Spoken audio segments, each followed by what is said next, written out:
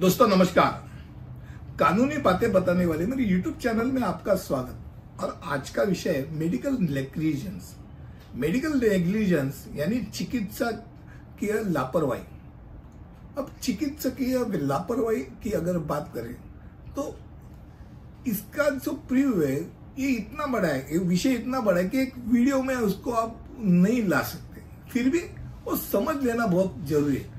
बहुत बार ऐसा दिखता है कि कोई पेशेंट का अपमृत्यु हो जाता है और उसके जो अड़ोस पड़ोस रहने वाले पड़ोसी है, उसके जो दोस्त है, रिलेटिव्स है, वो जाके उधर जाके तमाशा ही कर देते कि भाई तुम्हारे लिए, तुम्हारे कारण हमारा आदमी का मृत्यु हो गया, तोड़ फोड़ कर देते, गाली गलौज देते।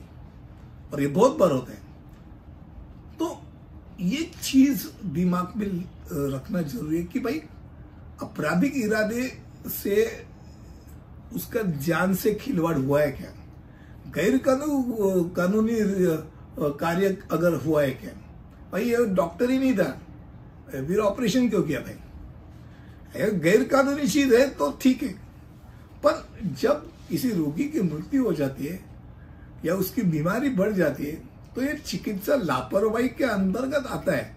तो ये लापरवाही है कि नहीं है, ये एक अलग सा विषय।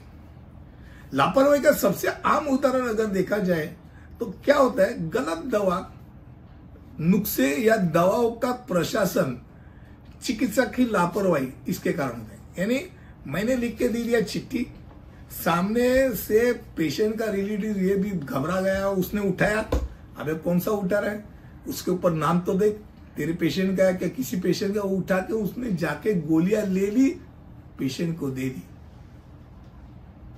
पेशेंट को नुकसान पहुंच गया। भाई किसकी गोलियां किसको दी है, या डॉक्टर से ही अगर यहाँ का प्रिस्क्रिप्शन यहां लिख ली गया है तो ये लापरवाही है। That is medical negligence. ये बहुत बार होता है, ऐसे दिखाई देता है कि ऐसा नेग्लिजेंस मैक्सिमम होता है। चिकित्सा लापरवाही की अगर बात करें तो नेग्लिजेंस यानी लापरवाही की अगर बात करें तो 304 ए ये जो दिया है ये इंडियन पिनल कोड में लापरवाही की बात कहता है। तो लापरवाही से मौत का कारण अगर होता है किसी का, तो किसी व्यक्ति की मौत का कारण लापरवाही होता है, गैर इरादतन मनुष्यवध, अगर वो मनुष्यवध से अगर वो है तो उसको 2 साल तक का कारावास हो सकता है और 2 साल से भी बढ़ सकता है कारावास, दंडित भी हो सकता है, या दोनों चीज हो सकती है। अब धारा 80 आईपीसी की धारा 80 जो है वो एक्सीडेंटल के बारे में बात करती है। और दुर्घटना अगर हो गई है, जो डॉक्टर के साइड से बात करता है, दुर्घटना दुर्भाग्य से किया जाता है और बिना किसी आपराधिक इरादे से या इरादे का ज्ञान के वैध तरीके से अगर किसी ने उचित देखभाल और सावधानी के साथ अगर ट्रीटमेंट दिए और फिर भी वो आदमी का मृत्यु हो गया, यानी तो उसको अपराध नहीं, उसको दुर्घटना माना जाता है। यानी वो डॉक्टर उससे बच जाता है, फिर उसका उसमें वैध तरीका है, उचित देखभाल है, उचित सावधानी उसने बरती है, ये उसको दिखाना पड़ेगा। कॉन्स्टिट्यूशन में भी 21 जो अनुच्छेद है उसमें स्वस्थ आदमी को स्वास्थ्य का अधिकार, जीवन का अधिकार एक अविभाज्य अंग करके माना गया है। यानी अगर सरकारी अस्पताल में किसी मरीज को समय पर चिकित्सा प्रदान नहीं की गई तो यह रोगी के जीवन के अधिकार का उल्लंघन माना जाता है।